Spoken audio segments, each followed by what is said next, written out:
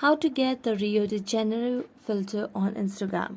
Hello everyone, welcome to this channel. I'm Emily and I'm here to help you out today. So without any delay, let's get started. So first of all, open up your Instagram application on your device and make sure that you're logged into your account. After logging into your account, tap on the plus icon, or you can just swipe to the right. So here you just have to click a story over here. I'm gonna click on this story and take a blank picture over here. After that, all you have to do is swipe to the left and you can see the filters over here. You can see the filters with the names. You just have to swipe it until you see the option of Rio de Janeiro. So just tap on that and here you can see the filter. You just have to tap on your story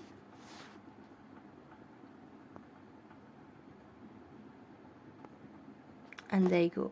So thanks so much for watching this video. If you enjoyed watching it, don't forget to like, subscribe and hit the bell notification for more updates. That's it for today and see you next time.